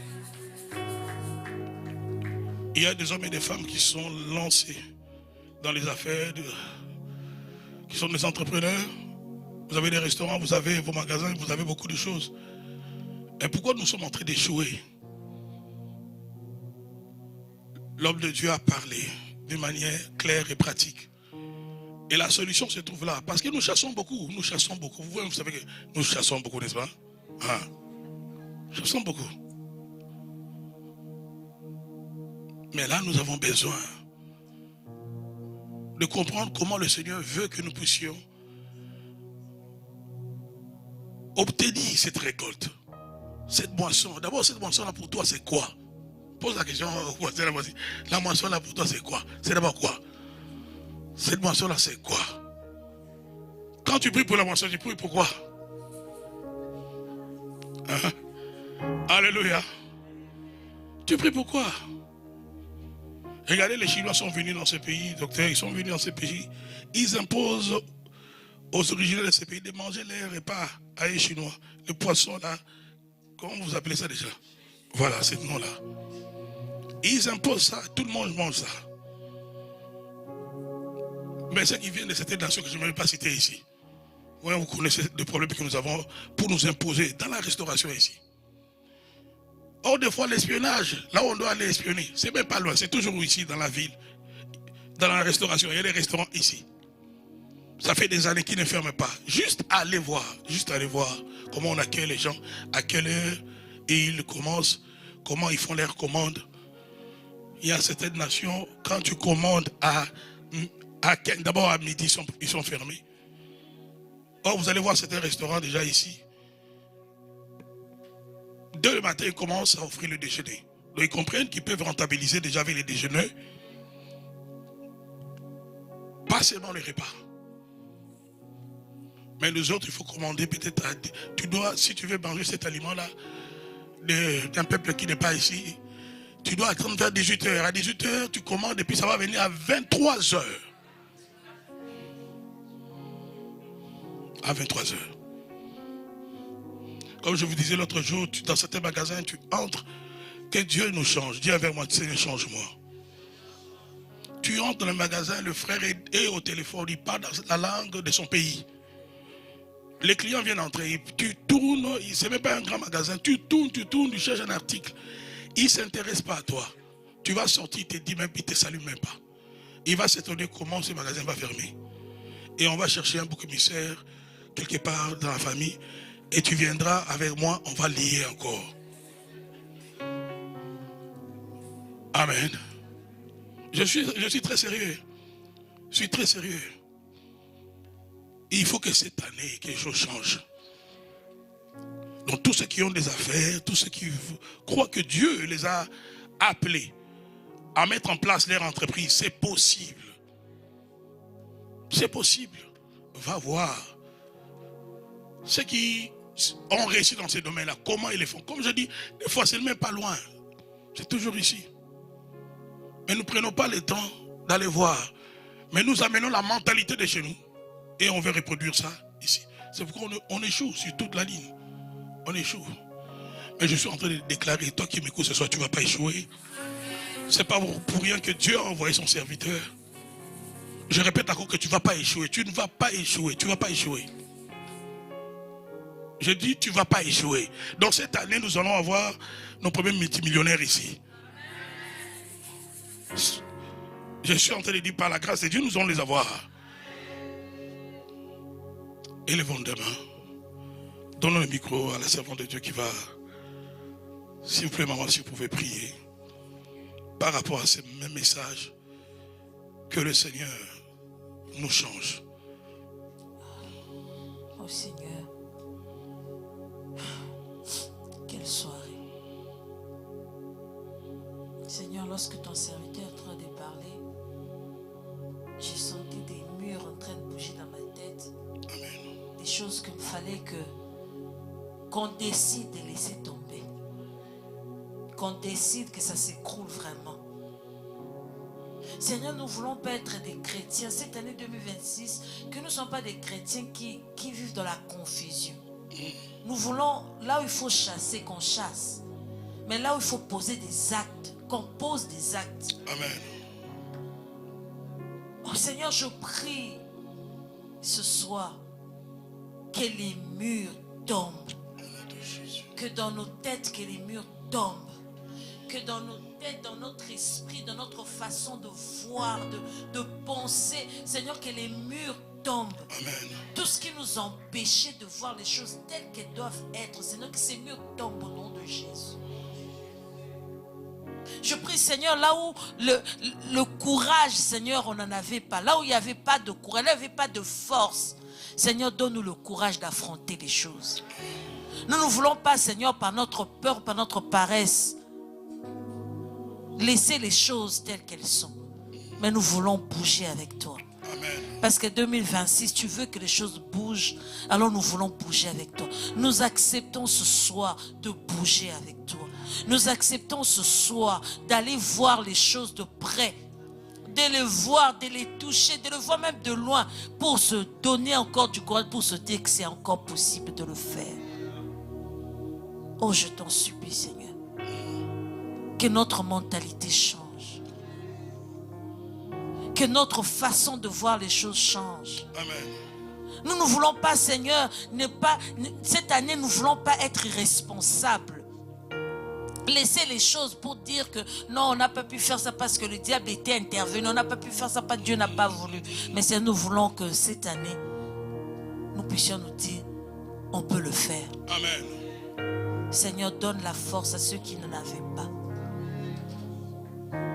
Seigneur, à ceux qui ont essayé, ça n'a pas marché. Seigneur, je prie que leur force soit renouvelée ce soir. Au nom de Jésus.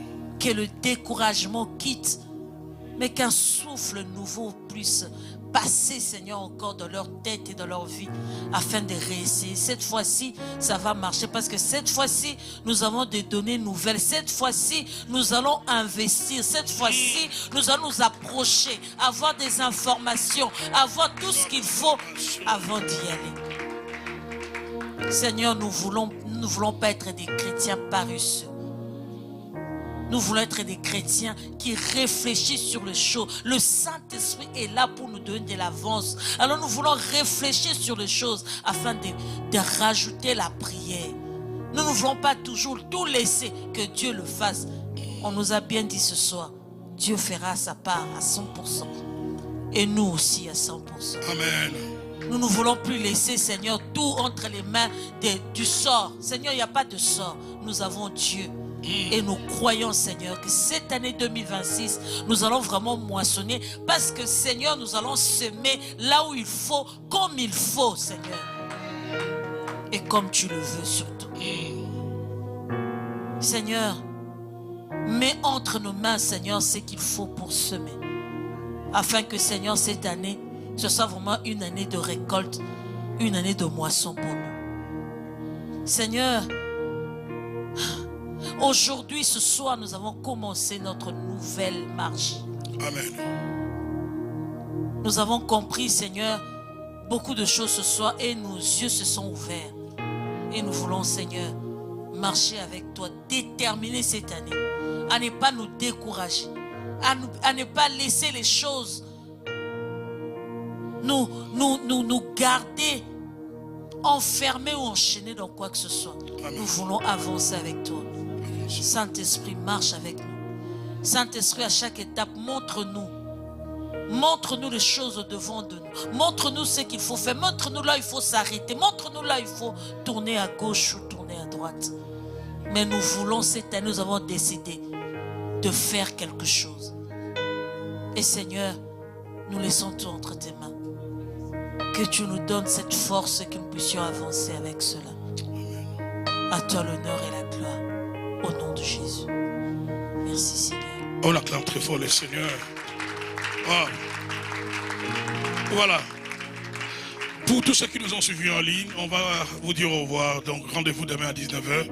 Tous ceux qui sont de l'église ou encore vous êtes à Laval, à Montréal, dans les villes voisines, vous voulez écouter le docteur Atom, qui sera ici demain dans la continuité de notre programme de marathon de jeûne et prière pour 2026. Donc, pour ceux qui aiment la prière à minuit, également sur Zoom, on sera connecté pendant 1 heure du temps. Vous pouvez vous connecter également à 5 heures du matin. Et nous sommes également sur Zoom et à midi demain, et sur YouTube et sur Zoom.